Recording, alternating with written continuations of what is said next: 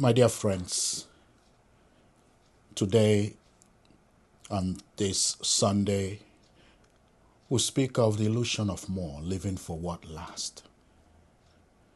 We see a man who interrupts Jesus with a demand. Tell my brother to divide the inheritance with me. Dear friends, it's not a question, it is a grievance. But Jesus doesn't take the bait. Instead, he warns, be on guard against all kinds of greed, for one's life does not consist in the abundance of possessions. Then he goes further to tell a parable. A rich man's land yields a great harvest, so great that his barns can't hold it. His solution: tear them down and build bigger ones, he tells himself.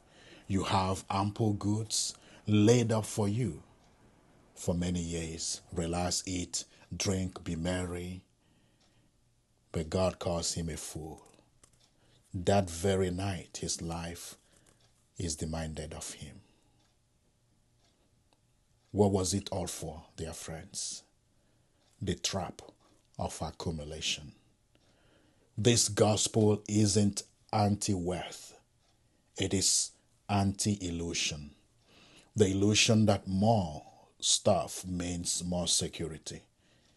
The illusion that the more we get, the more joyful and happy we become. Success is often measured in square footage or a bank balances that we can insulate ourselves from vulnerability with possessions. But Jesus reminds us, we are not defined by what we own, but by what owns us. The rich man's fatal mistake wasn't his wealth. It was his isolation, making himself isolated from the reality of his life, making his life loyal to what he got and who has given him what he has. He spoke only to himself. No mention of family, no mention of community or even God. His barns were full, but his soul was empty. So Jesus tells us today to live for what lasts.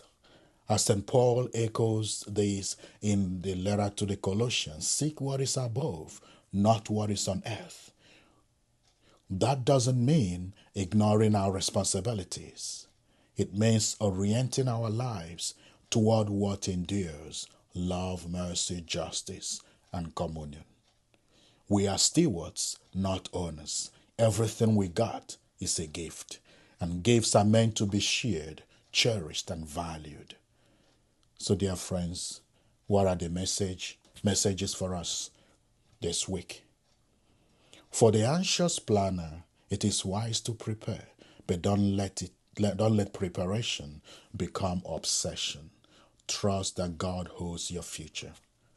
For the lonely achiever, success without relationship is hollow, is empty. Let your abundance be a bridge, not a wall. And lastly, dear friends, for the generous soul, keep giving. You are storing treasure in heaven where moth and rust do not destroy. So join me in praying. God of abundance, free us from the illusion that more is better. Teach us to live with open hands and open hearts.